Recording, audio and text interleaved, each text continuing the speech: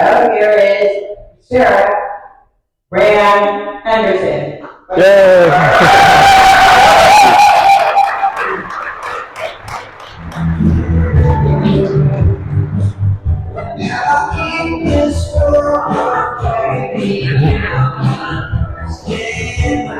Love Tom Petty.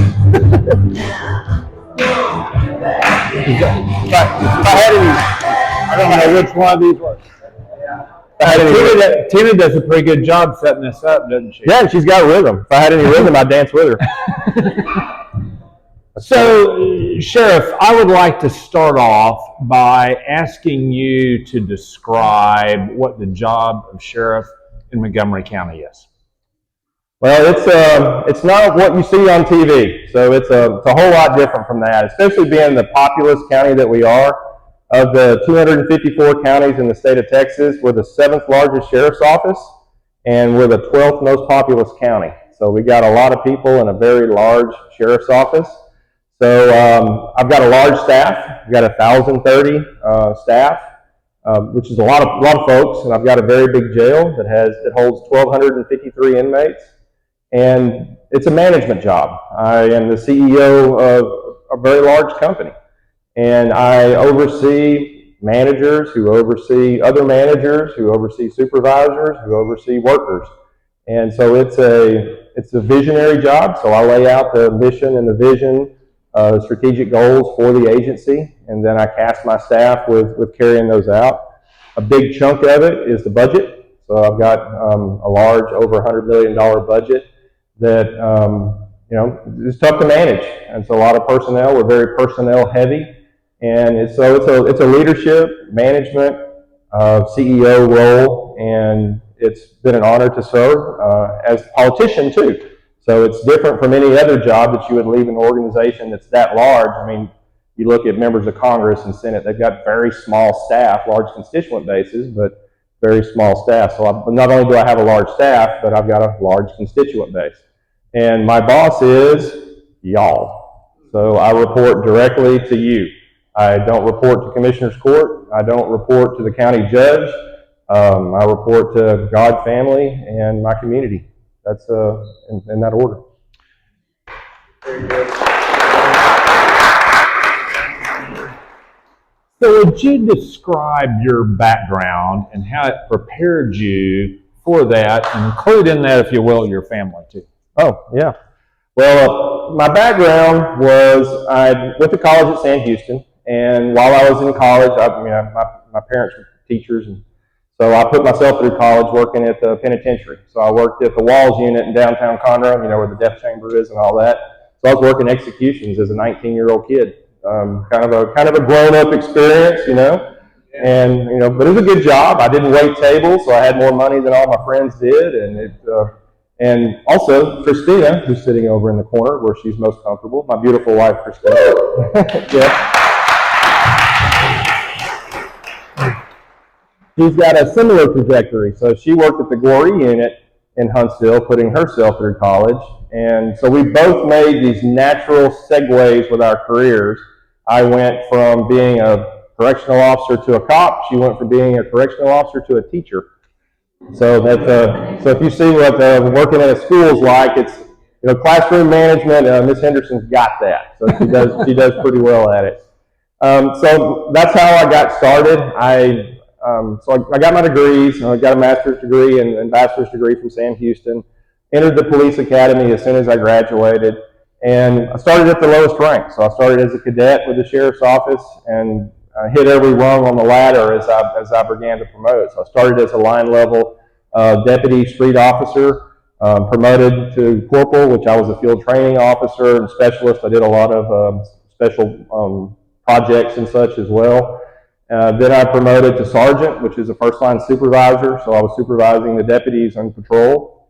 And then I promoted to lieutenant, which is a mid-manager. So I was the mid-manager over sergeants and deputies, getting into budget a little bit, getting into command a little bit, working more closely with the upper administration and really learning that role. And that's a job that I did for over 6 years with different roles as a lieutenant. Was promoted to captain in 2009, so that's a full division manager. So I was over the entire patrol division, and then at one point I was over the entire jail division. So I have both patrol and the corrections experience as a manager. And then y'all elected me sheriff in 2016, and so I took that. Yeah, thank you. So that's the ultimate compliment, is I get to serve you as a Texas sheriff. And just saying that still sometimes I find it incredible, and I'm just honored to do so. So you mentioned your wife. I had the pleasure this morning of working with one of your children. You've got two of those. Why don't you tell us about them? Well, I do. I'm really proud of my children, and this will probably take the rest of the night, so I apologize. We may get to the sheriff thing some other time. But Christine and I have raised two beautiful children. Riley is our oldest. She's 21. She graduated from Ole Miss with a biology degree in December. Because of the insanity, she's probably not going to walk this month, but she doesn't care about that. She's not prissy. She's married and is starting her life, so we're really happy to see that. And then our son Reed, he just finished his first year at the University of Texas. Okay, see, look, there's more around than we realize. So we do settle down. I hear the Aggie thing going. Well, and I was telling Robert this earlier, that I was talking to him on the phone. He was living in Andrews Hall, which is right by where all the protests have been happening. So it's right outside his door. I've been talking to him on the phone one time, and you could hear the bullhorns, you could hear the chants and everything going on. I was like, dude, get away from that. He said, Dad, I'm in my dorm. I was like, okay, I guess you can't get much away from that. And so we were talking to him about these protesters, and he's a really smart kid. I mean, he just got his 4.0, so that's not easy to do at Texas. He got his 4.0 for both semesters, found that out last night. He's in the honors program, and he wants to be a lawyer when he grows up. Yeah, no. So the point of my story is this is what he said, and this is a quote, is he said, Dad, I went to the University of Texas as a conservative. I'm coming home to you even more conservative, and I still love the University of Texas.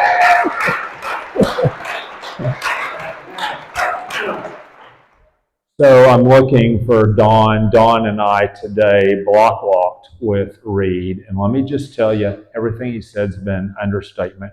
The kid is amazing. In fact, Don and I have already talked. Next time we're going to be block walking for him for whatever office he. Well, there's a story there. Robert Lawling knows this. We had a watch party for Trump. I happened to be on the ballot too. It was really Trump's watch party, but I got to be a Democrat, so I was on there too. And Ted Cruz was there. And so Reed had met Ted Cruz once or twice before, but he really got a chance to talk to him one-on-one because there weren't that many people there. And so Ted asked him, says, what do you want to do when you grow up? And he says, I want your job. And Ted looked at him and said, how old is he? I said, you ain't got nothing to worry about. You'll be gone before he takes your job. There's two of us ready to campaign for him right now. Okay, so part of your career and part of your job, and I know part of your stuff is analytical stuff with regards to crime. Would you explain what you have done since you became sheriff, what kind of changes you've made both in the analytics and how that's resulted in changes in operations? One of the, I always said when I was in charge, what are you going to do differently? So that was the advantage of being from within, growing up in the ranks, becoming a man within the agency. I mean, I grew up in the place just like Kenton did. And so I always looked at that. I worked for two different sheriffs before I became sheriff, and so I watched transitions and tried to learn from that, and it was still just 10 times harder than I ever thought it would be.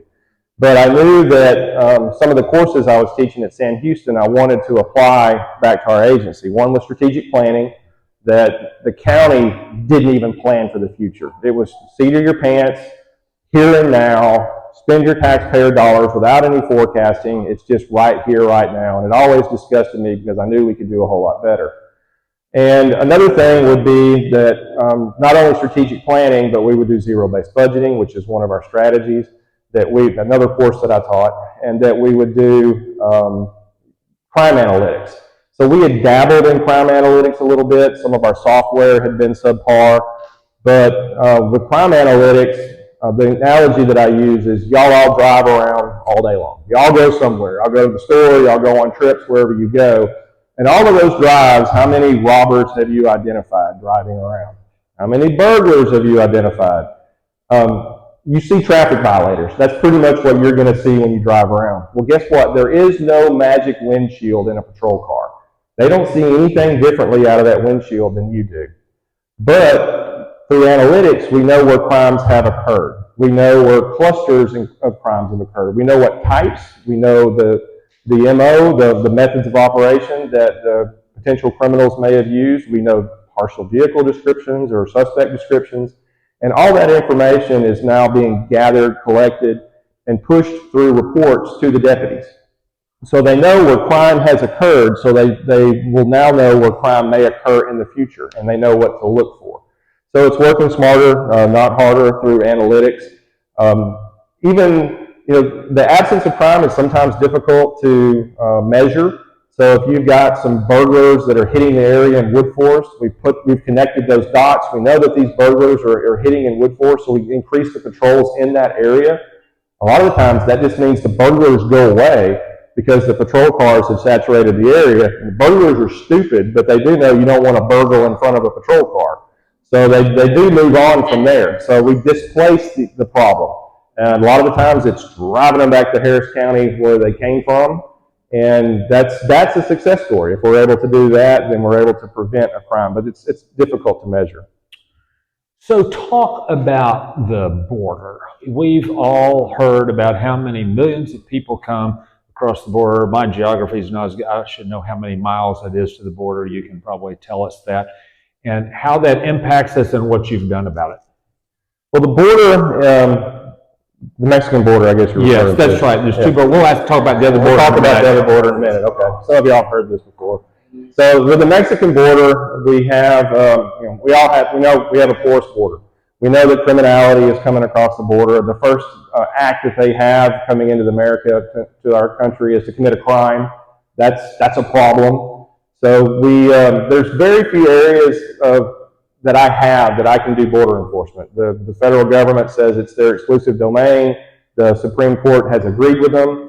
So one area that I do have sovereignty is in the jail. I am very sovereign when it comes to the jail because I report to the people. That's my constitutional responsibility. I have entered into a 287G partnership. It's a memorandum of agreement. I did this during the Trump administration. So I came into office in 2017, same time as Trump, and by June of 2017, we were a 287G county. What that means is our jailers, not even cops, our licensed jailers got to go to a special training, so they have the same credentials. They're credentialed ICE agents.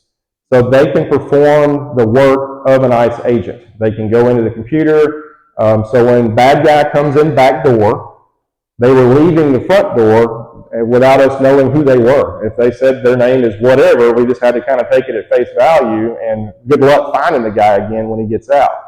That became a non-issue once we got 287G. They come in the back door, we identify every single person correctly who they are through these databases, and they don't leave through the front door if they've committed a crime in Montgomery County and they're an illegal alien. So criminal illegal aliens are placed under detainer. So they're not allowed to leave once their charges are disposed. They become the property of ICE. That was under Trump. Now, that got winnowed a lot back to the Obama days under Biden. So under Trump said enforce the law. Any offense that they commit, they're subject to detainer, and that's what we did. We deported everyone we could that committed a crime in Montgomery County that was an illegal alien. Biden said only these few offenses now qualify. So he winnowed that down. But now we have SB 4. Remember SB 4, the immigration law that the Senate just passed in a special session? It says that if I, as sheriff, identify someone who has committed a crime and they're an illegal alien, they land in my jail, I can deport them. So if we can get SB 4 through the courts, I will be able to deport all of those criminals that Biden says their offenses aren't bad enough. So if they commit a DWI, which is a violent crime, if they commit a Class A misdemeanor family violence, a violent crime in our community, I can deport them where under the current rules you couldn't. So that's the biggie that I have. Hope for SB4 to get through the courts and give us that authority, because of one of the very few, 15 or 17 287G counties of the 254 in Texas, I'll be able to be the deporter-in-chief.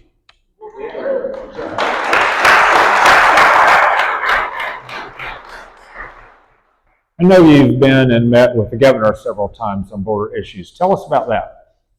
Well, the governor is, he's really filling that role that the federal government should be filling.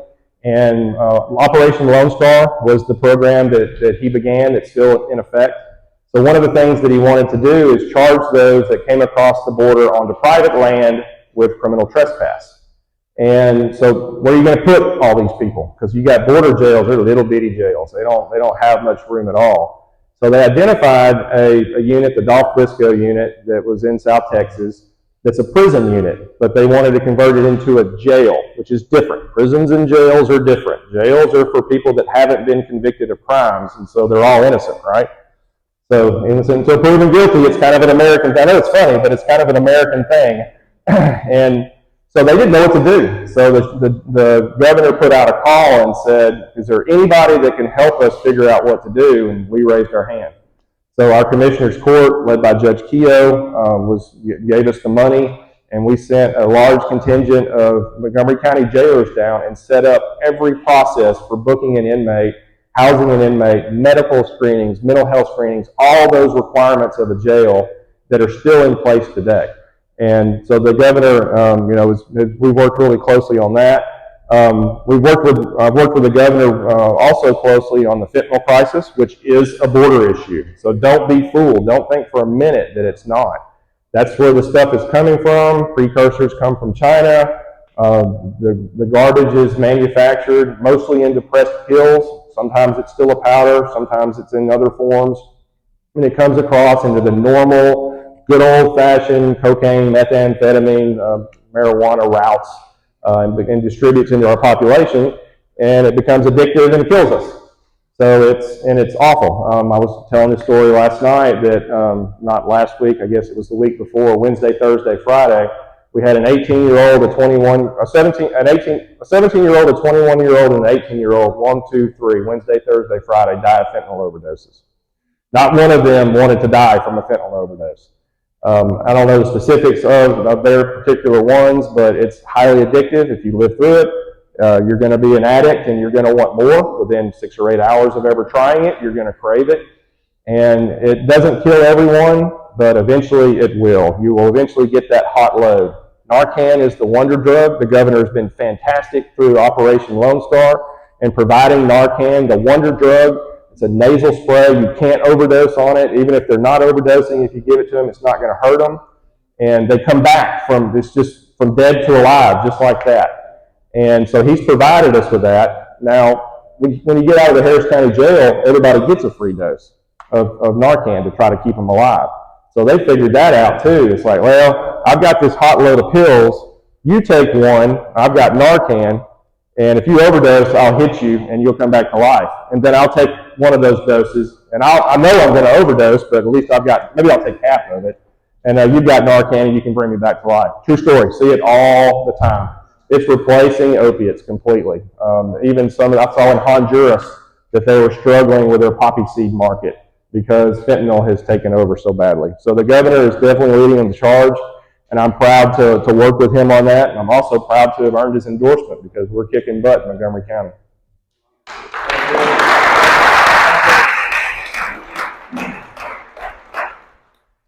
So we've talked about the border. What are some other challenges with increased crime over the past few years, particularly with the growth in Montgomery County that you've experienced? Yeah.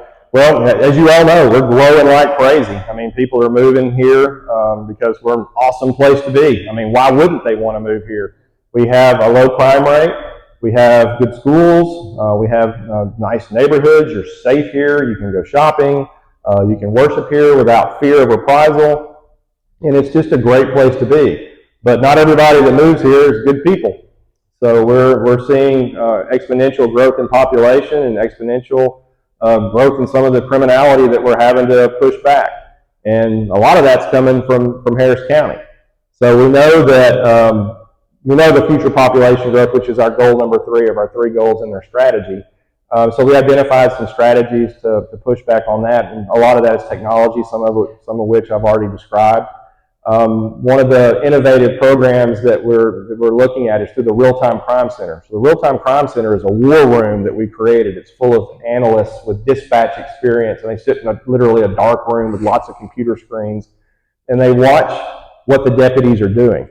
So real time, they'll push information through that they get from the computers. They'll hear a license plate run or a partial license plate. They'll look for that license plate on license plate readers, or if they cross through a toll road to identify maybe where that vehicle had gone. And they're able to triangulate where some of these vehicles are. And so they're helping to solve crimes, information that detectives will have to normally go back to the office and compile later on, maybe on a Monday after they've worked on a weekend. That information is available to them right there, right then, through the Real-Time Crime Center.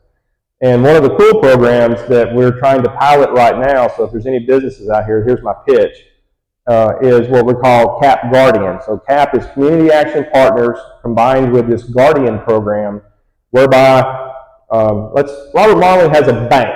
So here's a good example. So you got a bank branch, and you put a camera. It's a proprietary camera that goes back with a feed to the Real-Time Crime Center. Now, there's nobody sitting there watching this feed. It's just constantly recording, kind of like your DVR. If you've got Dish Network or whatever your cable system is, you got a DVR. It's very similar to that. So whenever the robbery happens, Real-Time Crime hears it at this location, looks and sees we've got a CAP Guardian camera there. They're able to rewind and look at the footage. So they can see real time, but they can also see what happened. So there are instances across the country with this program where a bad guy is seen with his license plate sticking prominently in a parking spot. So they're able to figure out what he looks like, what his car looks like. So when deputies respond to the bank for the robbery, they don't go to the bank. They go to where the bad guy is, which we know where that is. He's hit 45 and he's heading south, back to Harris County most of the time. So we're able to cast a wider net and catch the bad guy. There's also an example that I love where it's the camera captured bad guy pulling ski mask over his face. So you saw what he looked like before he put the mask on and what he looked like after. I mean, that's a prosecutor's dream right there. So that's just a few of some of the innovations that we're using to push back. But the biggest thing that we use to push back on crime is reputation. So we in Montgomery County are tough on crime. We make no bones about it. We have the toughest DA in the state of Texas. His name's Brett Ligon. He is part of the magic that makes Montgomery County what it is, because our reputation as being tough on crime is not just known to y'all, it's known to the bad guys too. They are fully aware that if they commit a robbery in Harris County, they will, if they even go to jail, they will be out on bond in no time flat with no consequences, probably never be prosecuted of anything of any significance, and they can go commit more crimes if they want to.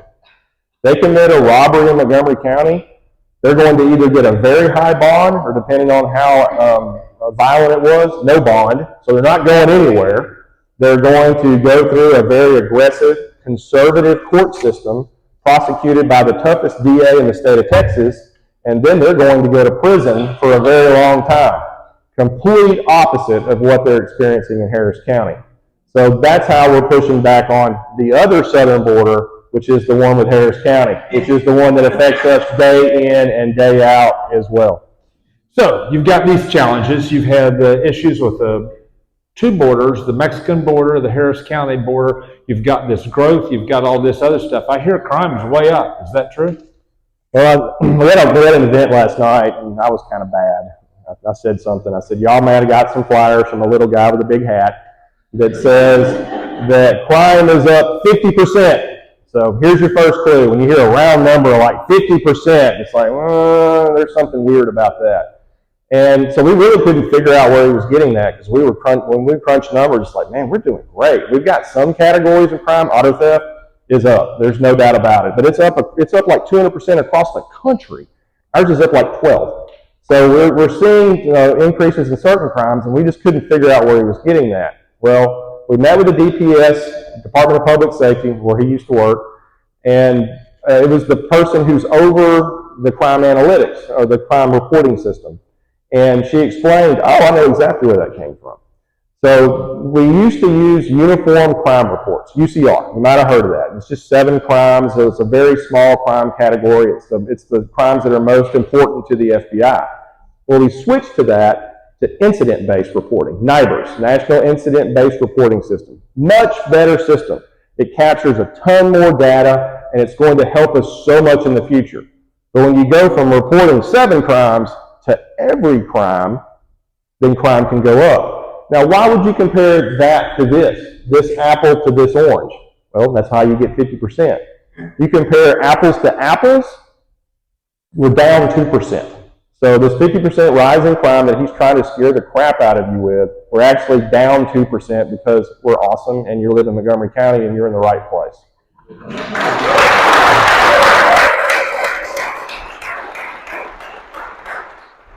You know, we had an unfortunate event last night, and hopefully the lady's okay, but, you know, you had to call 911, and some of us kind of surprised that they actually came when you called. You know, the surprising part is when you called, it barely even rang, and they picked up. It was amazing, and they said fire, police, or EMS, and they asked lots of questions, and before too long, they were there just like that. So we did have an incident last night, and that is true. We really did have to call 911. Thankfully, the young lady, you know, she was transported to the hospital, but she's doing fine, so we're glad to report that. But it kind of was a test of some of the allegations that were made, that we're not answering 911 calls at the sheriff's office. You might have got a similar flyer or heard something about that on the internet. Well, that also is not true. So how many of you have ever heard of somebody accidentally calling 911? Does that happen every now and again? Well, y'all are part of that stat. And those people that you know of are part of that stat. So somebody that calls 911 and disconnects, hangs up, within less than 10 seconds is a 911 hang-up call. And that happens for a variety of reasons. One would be, oops. Another would be, I changed my mind for no good reason. One would be, I changed my mind because my boyfriend is assaulting me and he took the phone and hung it up. And another prominent reason would be there's a wreck on the parkway out here, and 35 people called in the same wreck at the exact same time, and we just got overwhelmed. So imagine freeway, rush hour traffic, nasty, nasty wreck. Lots and lots of people call in on those, and so some of those calls get missed. So here's page 2 of the report. So he told you how many calls that were missing. Page 2 of the report says, we call all those people back. When you call 911, it geolocates who you are. Almost everybody's calling from their phone. It turns off your phone for blocked calls, so they can call you and get back to you, get in touch with you, and it tells you you've made an emergency call and 911 has now gotten your location. All important stuff. So then we try to call you back. If there's any inkling of the example of girl being assaulted by boy and phone gets hung up, then we're sending a deputy. And so we know where you are, so we're sending a deputy to that location. We call that a welfare check. We ran over 20,000 welfare checks last year, and a lot of those are 911 hang-up calls. And I've walked into a few of those. It's one of those like traffic stops that you get complacent on. It's like, oh, another 911 call, a 7-year-old playing with the phone, and you walk in and it's mayhem. So they can be really dangerous. It can be a nothing or it can be a whole bunch. You just never know. And Kenton, I think you totally agree with that assessment. He's nodding yes. And so that's it's a couple of the untruths that you may have gotten in your mailbox or in your inbox. So we experienced some bad rain last week. A little bit. And some rising waters. Mm-hmm. What is the sheriff supposed to do in those situations? What kind of challenges and how do you handle them? Well, the number one thing that we do is we prepare for that. So most of my job had been done during the budget cycle last year, maybe a year before that. By procuring the assets that my team needs to go do high water rescues, prepare for whatever the hurricane may be coming or whatever natural or man-made disaster, including somebody setting off a bomb somewhere or an active shooter incident. So we plan for these things way, way, way in advance. So we already have the tools, we already have the training, we already have the response plans and capabilities in place. So when the storm happens, we put those plans into place. We go into storm mode. We actually have storm mode where we change our responses, and we have certain folks that are crucial that do these water rescues, and so they know who they are, and so they go into that mode and they go save lives. And they work seamlessly. This was the best of my 30 years with the Sheriff's Office. This was the best storm response that I've ever seen. We've gotten better. Hats off to Judge Keogh and his emergency manager, Jason Millsaps. They did a phenomenal job of herding the cats. And it really can be chaos, especially when you bring in all these agencies that are outside of Montgomery County. The fire departments were phenomenal. We're blessed with paid fire departments here. So we have professionals, and some of the outer counties that deal with volunteers that really just, their heart's in the right place. They just don't have the equipment, skills, and training to be able to do it. We were able to go help them. So we knew where the water was coming from, so we spent the first couple of days helping Polk and Trinity and Liberty counties with their floods. And then when the water came here, we had significant assets to handle it ourselves, and we had relationships with the state to get more assets here. So my job was leadership. My job was ensuring that we had the vision to get the equipment and the training, and my job was to ensure that our personnel was deployed, and my job was also to work as a liaison with the EOC, the Emergency Operations Center, in the state of Texas. And those were all jobs that I learned growing up through the ranks. I was an incident commander, which is a big title, during the 2011 wildfires. And I ain't a fireman. I don't know anything about a fire, and I was in charge. And I was also the public information officer. I was telling them things that I had just heard before in my life. Did you know fire burns underground? I didn't. So I'm kind of like going, this is cool. I didn't even know some of this stuff. And so I was relatively young. I was also the incident commander for the night shift during Hurricane Rita. So Katrina had just hit. If you were here, you remember Rita. It was the non-storm. It was windy. We had power loss. But the biggest thing was the traffic, because everybody in Louisiana came up 45 and 59. So that was a huge learning experience. And I was probably 31, 32 when I was the incident commander for the entire night shift. So I've come up in my skills through practice. We've had ample opportunity with a lot of storms over the years. My first year in office was Hurricane Harvey. First year in office, and so it was huge. So it was a trial. It was a flood, but it was trial by fire. And it was, but I was prepared. So I was, there were many bumps in the road that I experienced, but emergency management was one that I was certainly prepared for, and we pulled off very well. So you talked about needing to address fires, and you weren't a fireman. Talk about what the biggest unknown was when you became sheriff. You had all these different jobs. What surprised you most about this job? I was really naive about change management, which, I'm educated. I study my craft. I mean, I'm not a guy that just, I try to learn every day. I mean, I don't know everything. And I knew I wanted to change the culture of the Sheriff's Office. Big ship, over 1,000 employees, mostly type A employees. They clamored for change. They said, we want to get rid of the good old boy system. A lot of employees didn't support me because they thought I was part of the good old boy system and I wasn't going to change anything. But y'all have no idea. I have wanted to change so many things about our culture, modernize our agency, and just quit being the backwards. When I went to work for the Sheriff's Office, they called us Monkey County. Harris County Sheriff's Office referred to us as Monkey County. And I did not ever want to maintain that reputation. And I felt we were, still stuck in the 20th century and sometimes farther beyond. So I wanted to modernize the agency and really wanted to turn it on its ear. And I had a plan. I told the agency what the plan was, and I told my staff, go execute it. And I underestimated that the employees wanted change. They didn't really want it to affect them. They wanted it to affect other people. I'm fine with what I've got. Don't mess with what I have. You need to mess with what he's got. They've got problems, not me. So these were things that I learned trial by fire. I made a lot of mistakes, and I had to eat a lot of crow and make a lot of apologies and change a lot of things to ensure that I fixed what I had messed up.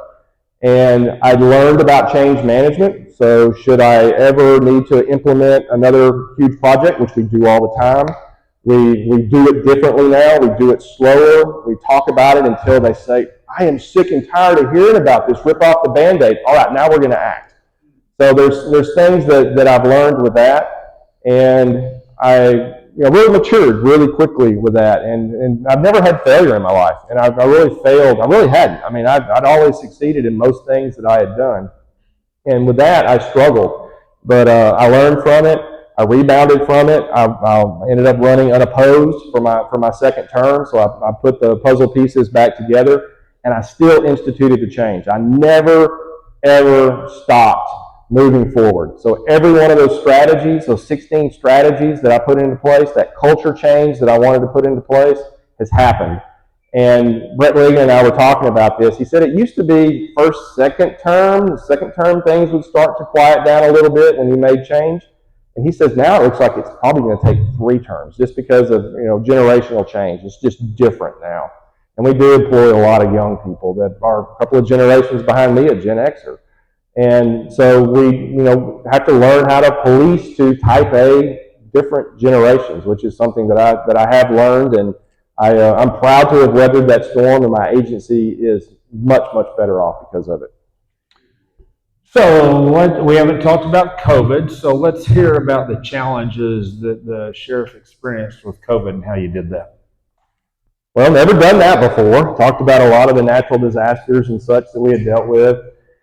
And when this came down, I had no inside baseball knowledge. So I knew nothing more than what any of you knew from Fox News.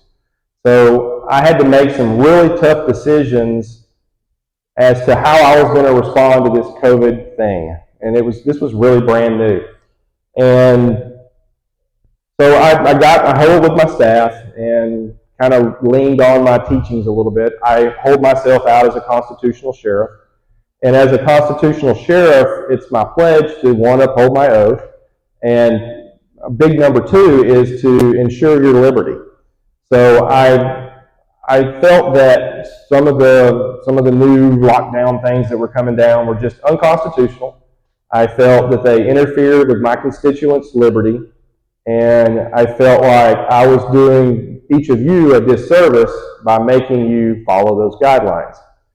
So I really evaluated what our approach was going to be. So when the first lockdowns came down, pretty barbaric, both from the state and from the county, we didn't enforce them, but I mandated my deputies to respond to them. So we were going to too many, a restaurant that's open that shouldn't be opened, or in Steve Toth's example, he was getting a haircut, so we sent a deputy there. So particularly licensed establishments. If you operate a restaurant or a bar or a barbershop, he was challenging me, by the way.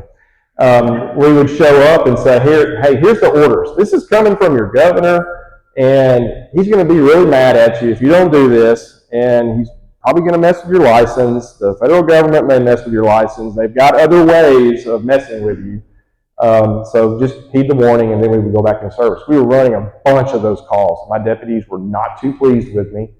And then some more of the mandates came down that were just insane, particularly the mask mandate. You got to wear a mask, and when you're in a restaurant, you've got to wear the mask to the restaurant until you sit down at the table. Remember that. And remember the essential workers.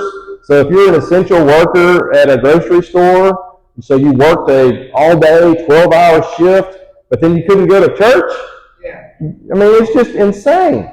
So that's when we said, no more. So we stopped responding to the calls if somebody said that, somebody's not wearing a mask at Walmart. And it's like, then don't go to Walmart. I mean, don't expose yourself to this contagion that's out there. I mean, just don't stay home with your cat. You're gonna, that's probably the best thing you should do if you're that scared. And so that's what we did. We didn't mess with churches. We didn't mess with anybody. So we just quit responding. And I can't tell you, I mean, it sounds funny now, and it just sounds ridiculous in hindsight to talk about essential workers and non-essential workers and winners and losers, and it's just stupid. But at the time, they were telling me that I was going to lose 300,000 people. 300,000 people in my county are going to die if you don't do this. And I didn't know if it was true or not. but I felt it was ridiculous, and it turned out to be as ridiculous as we thought it was. And yes, people died, and yes, it was awful. And but I wouldn't change a thing. I leaned into liberty. I took a butt chewing, so it's a friend of ours, Robert.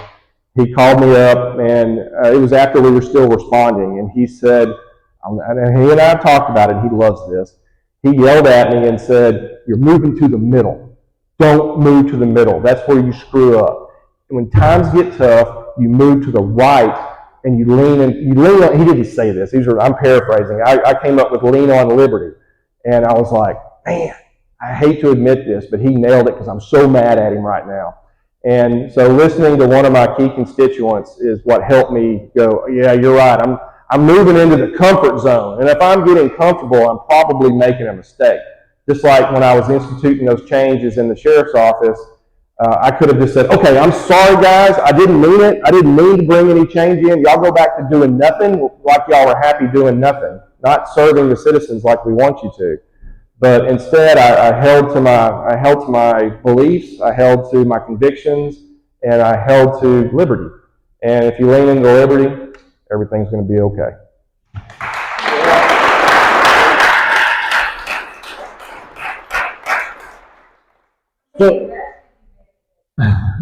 Let's see, Tina's asking the tough questions tonight. She asked how many arrests. Let me think.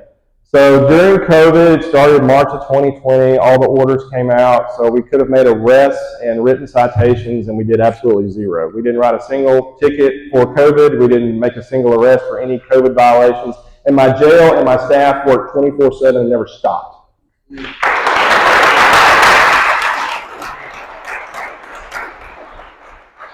So at least as I look at our current federal government, there are a host of agencies that have 3 letters that seem to me like could be guilty of federal overreach at some time in the future.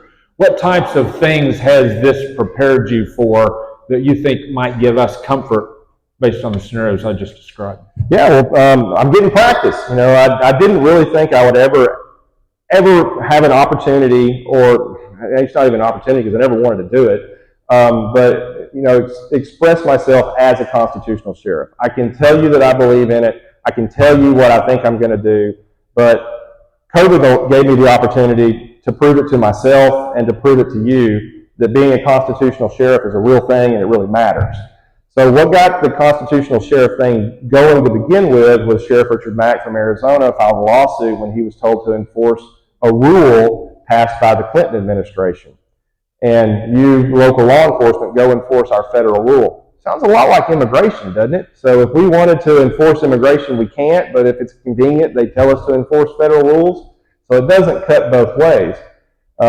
So if any one of those 3 letters, ATF is probably a prominent one, but there are other methods that they may use, come to try to violate your Second Amendment, there's no more clear amendment that we have to our Constitution than the second one. And so if they come to violate your Second Amendment, I promise to you to stand in the gap between you and the federal government to ensure that your Second Amendment rights are protected.